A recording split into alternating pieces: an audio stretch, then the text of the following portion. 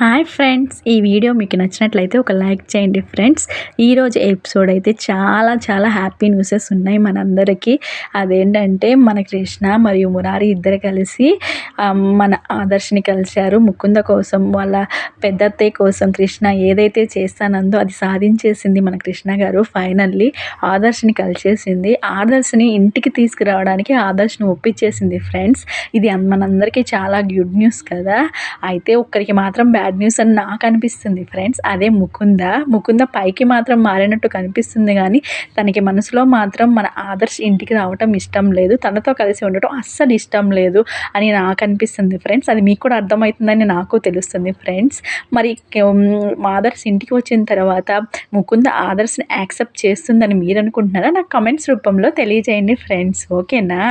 Next ఎపిసోడ్లోకి వెళ్ళిపోతే కనుక ఇంకా ఆదర్శ్ని మన కృష్ణ గారు పట్టు వదలని విక్రమార్కురాల్లాగా ఎట్లా అయితే ఒప్పించేసింది, ఏదైతే పెద్ద అత్తయ్య గారు అన్నారో సేమ్ అదే మాట మన ఆదర్శ్ గారు కూడా అన్నారు. సరే నేను వస్తాను, వచ్చిన తర్వాత అక్కడ ఉండే పూర్తి బాధ్యత మొత్తం నీదే అని మన కృష్ణ గారితో ఆదర్శ్ అంటూ ఉంటాడు.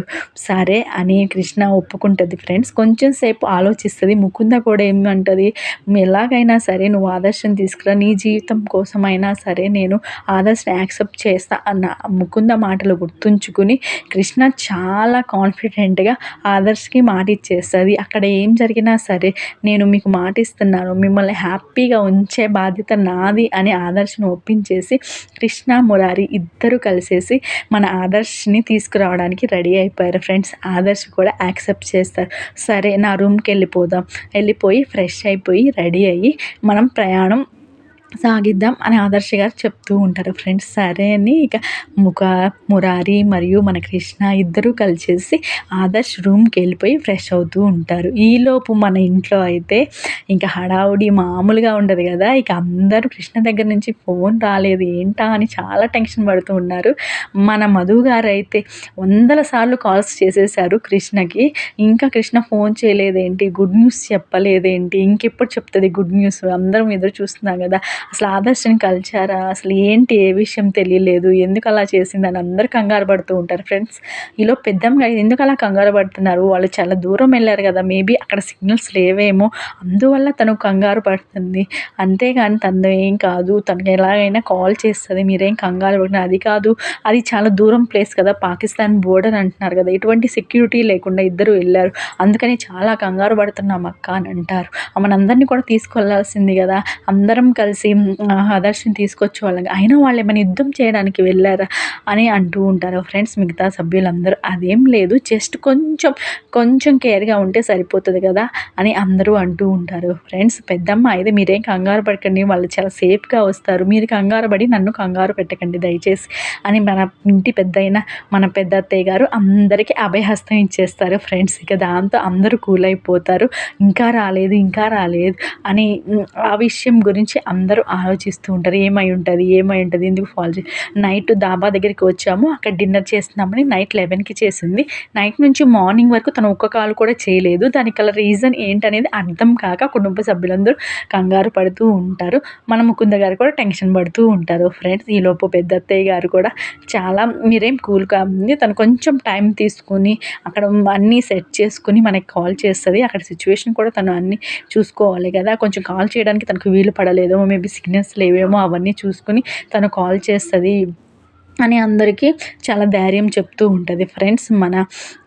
ఈలోపు మన ముకుంద గారు అయితే ఆదర్శ్ వస్తే నేనేం చేయాలి, నా పరిస్థితి ఏంటి, ఆదర్శ్ని యాక్సెప్ట్ చేయాలా, నేను ప్రేమించిన వాడిని మనసులో పెట్టుకుని ఆదర్శ్ని ఎలా యాక్సెప్ట్ చేయాలి, అది నాకు అలా కాదు, అలా చేయకపోతే కృష్ణ జీవితం పాడైపోతుంది, ఏం చేయాలని ముకుంద ఆలోచిస్తుంటారు ఫ్రెండ్స్. ఈలోపు మన కృష్ణ గారు అయితే మన ఆదర్శ్ గారి యొక్క బట్టలన్నీ శుభ్రంగా సర్దేస్తూ ఉంటారు ఫ్రెండ్స్. సర్కేసి నిండా కృష్ణ నేను సర్దుకుంటాను, ఎందుకు అలా చేస్తా, అదేం వద్దు బావగారు నేనే సర్దుతా అని మన కృష్ణ గారు అయితే కలిసిపోయి ఎంచక్క ఆదర్శ్ గారి బట్టలన్నీ సర్దేస్తుంటారు ఫ్రెండ్స్. అలా సర్దుతుండగా ఆ బట్టలో ఒక పెన్సిల్ కనిపిస్తుంది. ఆ పెన్సిల్కి ఒక స్టోరీ ఉందంట, అది మన మురారి గారికి సంబంధించిన స్టోరీ అనమాట. ఆ స్టోరీ చెప్పాలని మన ఆదర్శ్ ఎంతో ట్రై చేస్తూ ఉన్నారు, కానీ మన మురారి గారు అయితే ఆపేస్తున్నారు. ఒరే చెప్పావంటే మొహం పగిలిపోతుంది అని చాలా బెదిరిచ్చేస్తారు ఫ్రెండ్స్.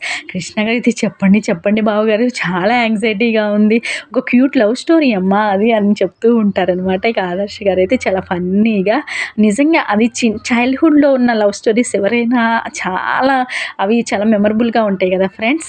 అలాగే మన ఆదర్శ్‌కి ఆ లవ్ స్టోరీ చెప్పడానికి కూడా చాలా యాంగ్జైటీగా ఉన్నాను. మన మురా గారికైతే సిగ్గుపడిపోతున్నారు ఫ్రెండ్స్. చాలా సిగ్గుపడిపోతున్నారు. నిజంగా అప్పటి రోజులు గుర్తు చేసుకుంటూ, అప్పటి రోజుల్లోకెళ్ళిపోయి చాలా ఫన్నీగా సీన్ అయితే క్రియేట్ చేశారు ఫ్రెండ్. మన కృష్ణ గారికి చెప్పండి, చెప్పండి ఆదర్శ్ గారు ప్లీజ్ అండి చెప్పండి అంటారు. ఓకే కృష్ణ నీకోసం వాడి మొహం పగిలిపోతుంది అన్నాడు కాబట్టి నీకోసం చెప్తాను అని మన ఆదర్శ్ గారు స్టోరీ స్టార్ట్ చేస్తారు. మేబీ అప్పుడు 8థ్ క్లాసో, 9థ్ క్లాసో అనుకుంటా అని అంటూ ఉంటారు ఫ్రెండ్స్. 9థ్ క్లాస్‌రా ఓహ్! అయితే నీకు గుర్తుందనమాట అని అంటూ ఉంటారు ఫ్రెండ్స్. ఆదర్శ్ అయితే అవును చాలా బాగా గుర్తుంటది. ఎందుకంటే అది చైల్డ్‌హుడ్‌లో ఉన్న స్టోరీ గదా! అది ఎవ్వరికైనా కంపల్సరీ గుర్తుంటది ఫ్రెండ్స్. ఇక ఆ ఫ్లోతోనే అప్పుడు నేను 9థ్ క్లాస్ చదువుతున్నప్పుడు సువర్ణ అని మన ప్రిన్సిపల్ గారి కూతుర్ని నువ్వు లైనేసేవాడే గదా! చాలా క్రష్ అనమాట వీడికి. ఆ అమ్మాయి అంటే చాలా ఇష్టం. అసలు ఎంత ఇష్టం అంటే తను మీదున్న ప్రేమను చెప్దామనుకున్నాడు గానీ అది చెప్పలేకపోయాడు. ఒకసారి లంచ్ టైమ్‌లో తన పెన్సిల్ కింద పడేసుకుంటే ఆ పెన్సిల్ తీసేసి వీడు దాచిపెట్టుకొని నా దగ్గర ఉంచమని చెప్పిండు. దాచిపెట్టు అన్నాడు. సరే తర్వాత ఇస్తాడేమో తనకి అని అనుకుందాము. కానీ 10థ్ క్లాస్ వచ్చేసరికి తను ఆ పెన్సిల్ తన దగ్గరే ఉంచుకొని దాన్ని చూస్తూనే చాలా సిగ్గుపడుతూ ఉండేవాడు. మేబీ ఆ పెన్సిల్‌లో తనకి సువర్ణ కనిపించిందేమో. కృష్ణ అట్లా చేసిండు. తన లవ్ అనేది అట్లా ఉంటది. తన ఎఫెక్షన్ అనేది అట్లా ఉంటది. ఏదైనా చాలా సిన్సియర్‌గా చేస్తాడు. చాలా రియల్‌గా చేస్తాడు అని మన ఆదర్శ్ చెప్తూ ఉంటాడు ఫ్రెండ్స్. మన మురారి గారైతే చాలా సిగ్గుపడిపోతారు. అయ్యో! ఎందుకు అవన్నీ చెప్తున్నావు ఇప్పుడు అనవసరంగా మళ్ళీ కృష్ణ ఫీల్ అయితదేమో కదా! అని. నేనేం ఫీల్ అవ్వను. అలాంటివన్నీ సహజం కదా! క్యూట్ లవ్ స్టోరీస్ ఉంటేనే కదా చైల్డ్‌హుడ్ చాలా స్వీట్‌గా ఉంటది. ఆ మెమరీస్ అనేవి చాలా స్వీట్‌గా ఉంటాయి అని మా ఆదర్శ్ మరి కృష్ణ ఇద్దరు మన మురారి గారిని ఎంకరేజ్ చేస్తూ ఉంటారు ఫ్రెండ్స్. నిజంగా ఇది చాలా చాలా చాలా మెమరబుల్ అని ఇద్దరికీ అనిపిస్తూ ఉంటది ఫ్రెండ్స్. మీరేం బావగారు నేను ముకుందకి ఇక్కడ ఉన్న అన్ని పరిస్థితులు చెప్పేసాను. అన్ని పరిస్థితులను మేము అక్కడ చక్కబెట్టే మిమ్మల్ని తీసుకెళ్ళడానికి వచ్చాం. మేమైతే మీకు ఆ నమ్మకం ఇస్తాము అని మన కృష్ణ గారు చెప్తూ ఉంటారు ఫ్రెండ్స్.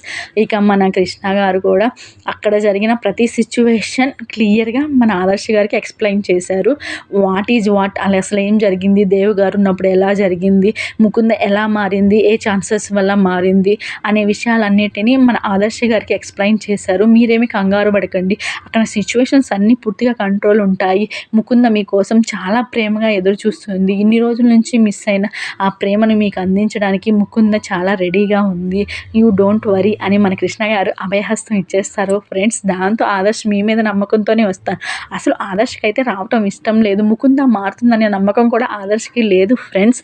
కానీ కృష్ణ, మురారి చెప్పే మాటలను విని ఏదో కొంచెం కాన్ఫిడెంట్ వచ్చింది. దాంతో ఎలాగైనా ముకుంద మారి ఉంటుందని మన ఆదర్శ్ గారు అభిప్రాయపడి రావడానికి సిద్ధపడతారు ఫ్రెండ్స్. లేకపోతే ఆయనకైతే కొంచెం కూడా నమ్మకం లేదు. మరి ఇంటికి వెళ్ళాక ముకుంద ఎలా బిహేవ్ చేస్తది అనేది చూడాలి ఫ్రెండ్స్. ముకుంద బిహేవ్ వల్ల మన ఆదర్శ్ గారు ఏమైనా కొంచెం బాధపడతారేమో అని నాకు అనిపిస్తుంది. మేబీ బాధపడొచ్చు. కంపల్సరీ బాధపడతారు. కానీ ఆ సిట్యుయేషన్స్‌ని మన కృష్ణ, మురారి ఎలా ఫేస్ చేస్తారు? వాటిని ఎలా ఓవర్‌కమ్ చేస్తారు? అనేదే మనం నెక్స్ట్ ఎపిసోడ్స్‌లో చూస్తాము ఫ్రెండ్స్. ఇప్పటి వరకైతే ఇదైతే గుడ్ న్యూసే ఫ్రెండ్స్. ఈరోజు ఎపిసోడ్ అంతా మనం ఎంజాయ్ చేయాల్సిందే. మేబీ నెక్స్ట్ డే ఎపిసోడ్ కూడా ఫుల్ హ్యాపీగా ఉంటారు ఫ్యామిలీ అంతా. ఇక పండగ చేసుకుంటారు. ఒక సంక్రాంతి, దీపావళి ఇలాంటి పండగలు ఎన్నో చేసుకున్నంత పండగ ఆ రోజు వాళ్ళ ఇంట్లో జరగటానికి రెడీగా ఉంది ఫ్రెండ్స్. ఇక ఆదర్శ్ అంతా సర్దేసుకుంటారు ఫ్రెండ్స్. ఇక సర్దేసుకొని రెడీ అయిపోతూ ఉంటారు.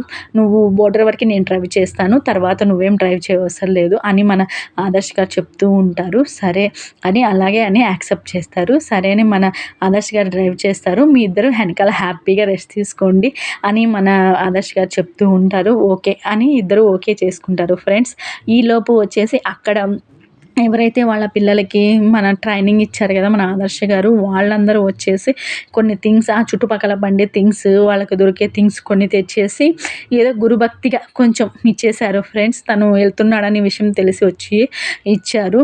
మీరేం బాధపడకండి, నేను అప్పుడప్పుడు వస్తూ ఉంటాను. వీళ్ళని మంచి స్కూల్‌లో జాయిన్ చేసే బాధ్యత నాది అని వాళ్ళకి అభయహస్తం ఇచ్చేసి మన ఆదర్శ్ గారు వెళ్ళిపోవడానికి రెడీ అయ్యారు ఫ్రెండ్స్. చాలా బాధగా ఉందండి. మీ వల్లే మా పిల్లల జీవితం ఇలా ఉంది. చాలా హ్యాపీగా వాళ్ళు అన్నీ నేర్చుకుంటున్నారు. ఇప్పుడు మీరు వెళ్ళిపోతే ఎలా అని అక్కడ జనాలు కూడా చాలా బాధపడ్డారు ఫ్రెండ్స్.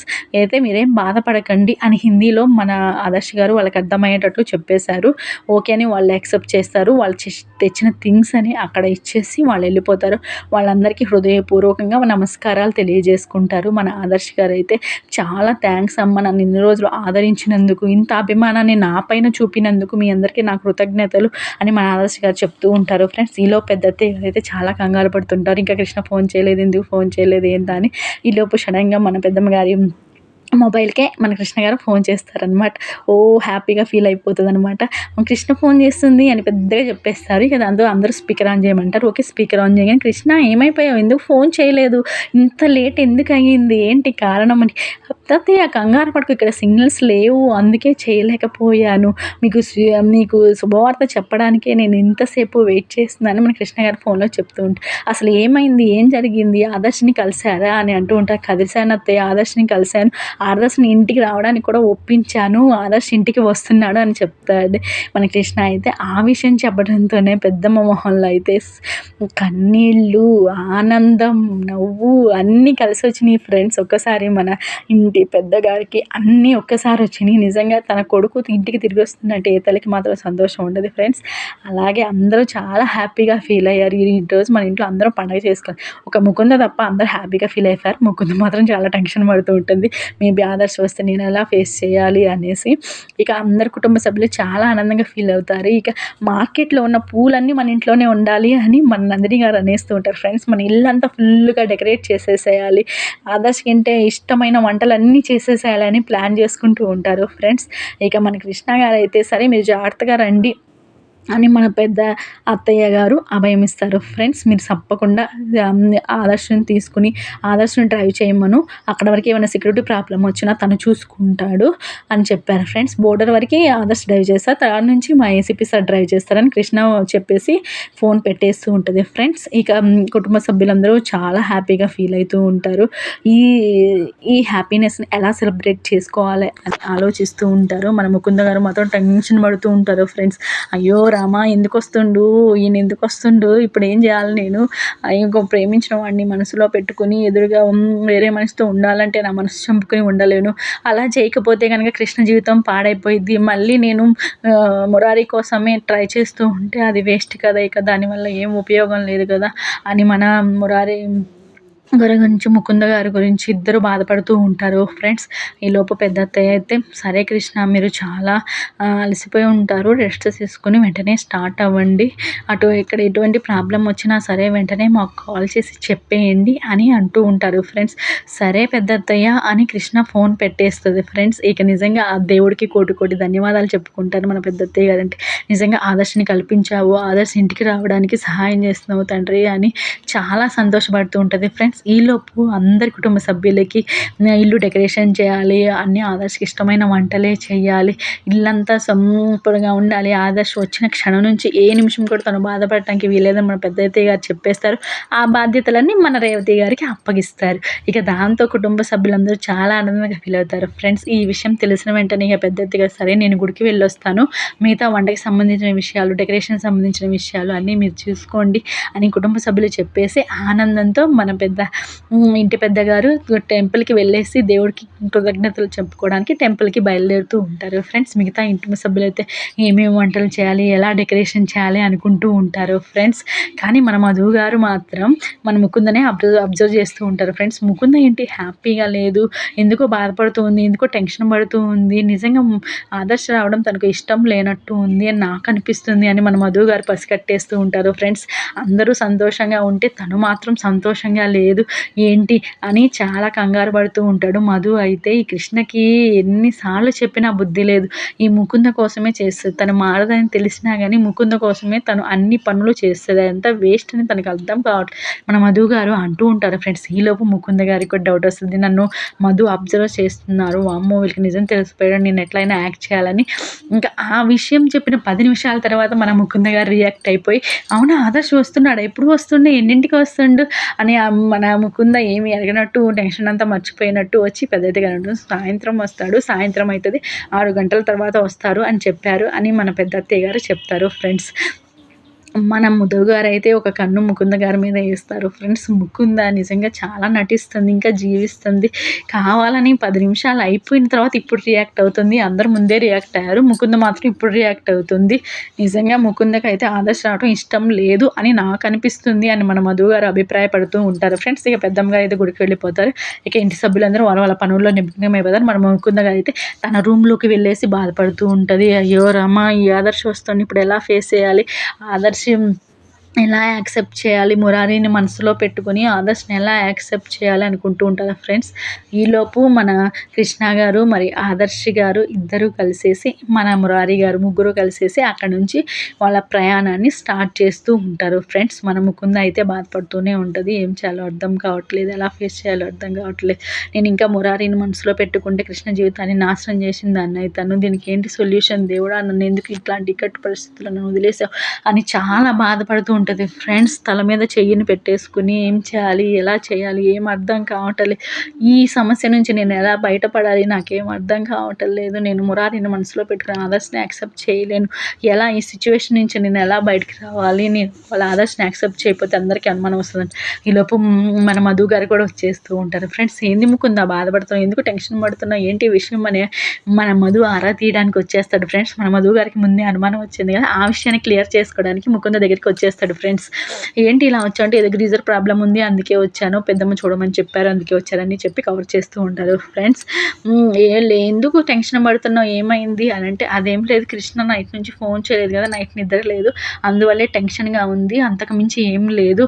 మధు నువ్వేమై నా గురించి ఓవర్గా థింక్ చేయకు అని మన మురారి మరియు ముకుంద గురించి చెప్తూ ఉంటారు ఫ్రెండ్స్. మధుకైతే చాలా అనుమానం వస్తుంది. నువ్వు అబద్ధం చెప్తున్నాను క్లియర్గా అర్థమవుతుంది. నీ ఫేస్లో ఉండే టెన్షన్ నాకు క్లియర్గా తెలుస్తుంది.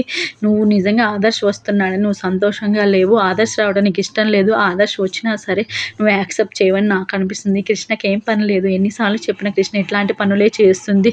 కృష్ణ ఇప్పుడు మా ఆదర్శ్ని యాక్సెప్ట్ చేయకపోతే కనుక ఆదర్శ్ అబాస్ పాలు కావాల్సిందే. ఆదర్శ్తో పాటు కృష్ణ కూడా అబాస్ పాలు కావాల్సిందే. తనంతటికీ కారణం నువ్వే అవుతావు అని అందరూ కృష్ణనే నిందిస్తారు. ఎన్నిసార్లు చెప్పినా ఈ పిచ్చి పిల్లకి అర్థం కాదు. అన్నీ తన నెత్తి మీదే వేసుకుంటుంది. అన్నీ చివరికి తన మీదకే వస్తాయి. ఎన్నిసార్లు చెప్పాను కృష్ణకి, దీనివల్ల తనకి యూజ్ ఏముంది? తనకి ఎటువంటి యూజ్ లేదు కదా. తను ఎన్నిసార్లు చెప్పినా సరే ఎందుకు ఇలా చేస్తుంది అనే విషయం అర్థంగా మన మధు గారు బాధపడుతూ ఉంటారు ఫ్రెండ్స్ కృష్ణ కోసం. ముకుంద అయితే అదేం లేదు, నువ్వు గ్రీజర్ లేదు ఏమీ లేదు, వీడు నా గురించి డౌట్ వచ్చి అడుగుతుండు అని మన ముకుందకు కూడా డౌట్ వస్తుంది ఫ్రెండ్స్. సరే అని మన మధు గారు, నువ్వేం టెన్షన్ పడకు, అంతా నేను సర్చ్ చేస్తాలే, ఏ గ్రీజర్ ఖరాబ్ అయిందని ఆలోచిస్తున్నాను, దాని గురించి తప్ప ఏం లేదు అని మన మధు గారు కవర్ చేస్తారు ఫ్రెండ్స్. ముకుంద కూడా తను బాధపడే విషయాన్ని చెప్పకుండా వేరే విషయాన్ని చెప్పి తను కూడా కవర్ చేస్తూ ఉంటుంది ఫ్రెండ్స్. ఈలోపు అయితే ఇంటి సభ్యులందరూ వాళ్ళ వాళ్ళ పనుల్లో నిమగ్నమయ్యారు. ముకుంద మాత్రం టెన్షన్ పడుతూనే ఉంటుంది. అంతకుముందు అయితే వంట చేసింది, ముగ్గులేసింది, మురారి ఉన్నప్పుడు అన్ని పనులు చేసింది, కానీ కనీసం ఆదర్శ్ వస్తున్నాడని ఏ విషయంలో